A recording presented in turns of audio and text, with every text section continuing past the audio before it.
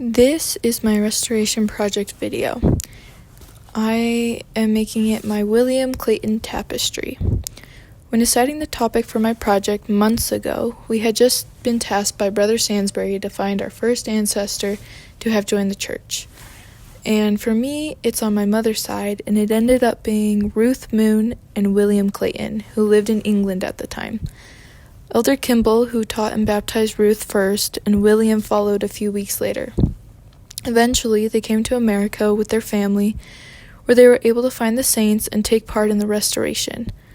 I heard a lot about William in my house growing up, and I knew his hymn, Come, Come Ye Saints, but I really didn't know anything else about him. I'm happy to have decided to do this project and dedicate it to him, and being able to find out exactly who my great-great-great-great-grandfather really was. My project was constructed over 12 hours over the past 3 months. It consists of 9 crocheted granny squares and 5 crocheted symbols that represent William Clayton and his accomplishments throughout his life. Now we're just going to go through each of these 5 symbols and see how they relate to William. First is the quill. He was Joseph Smith's scribe and a clerk in the church for most of his life after finding the saints. He was very smart, very skillful, he used good language, and was very talented at writing down everything and anything. He kept public and private records for the church that are really important for us and for them at the time to understand what was happening during the time in the structure and the foundation of the church. I love this excerpt from William's diary where he recorded that in a blessing given to him by Brigham Young and Elder Kimball, it was said that he should be a scribe for the church in the resurrection. Next is the gear. I did not know this, but William Clayton helped design and invent the wagon odometer or road odometer. While on trek, he measured the circumference of a wagon wheel and would count it all day long to help him see how far they'd gone. After a while, him and some other people finally made the odometer that helped them accurately measure the distance traveled by the saints. This again shows how capable and smart William was and how good he was at keeping records. Now we'll move on to the crocheted tree branch, which I wanted this to represent William's involvement with polygamy under the direction of prophets Joseph Smith and Brigham Young. William participated before and after the church publicly announced the practice of polygamy in 1852. He had 10 wives and eventually 42 children, which sounds like a lot, but me and my ancestry come from his first wife, Ruth Moon.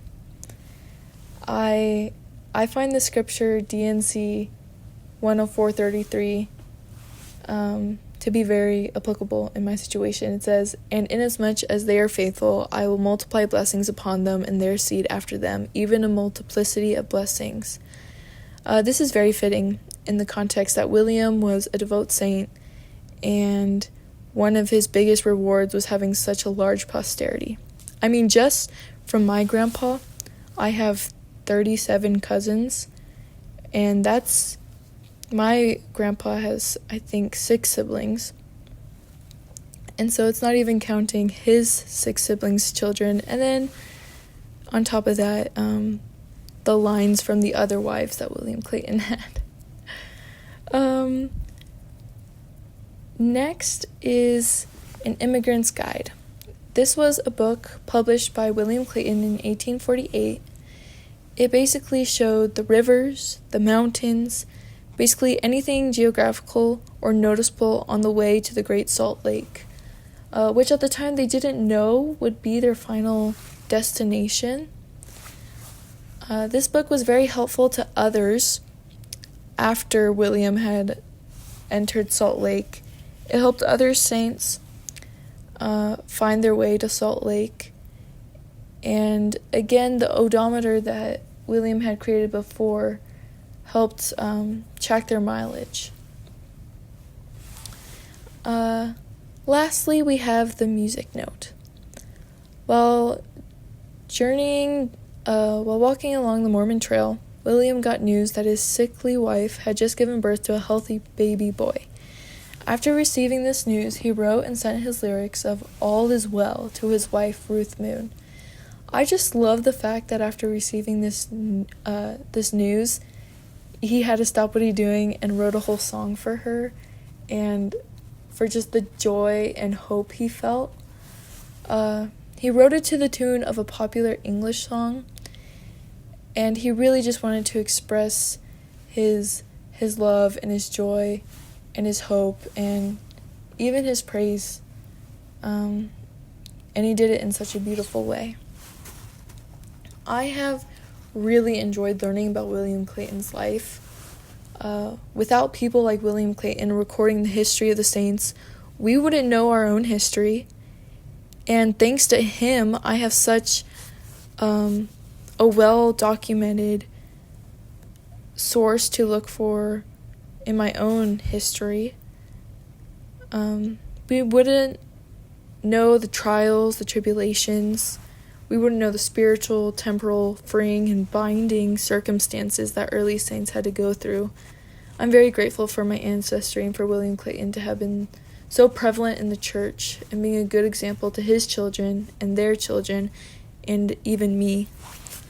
I've learned a lot about him, and it's taught me where I've come from, but it's also shown me almost the potential I can have as a Latter-day Saint. I'm very grateful to have done this project and have learned so much about my fourth great-grandpa. This is the end of my project. If you have any questions, feel free to contact me. Thank you.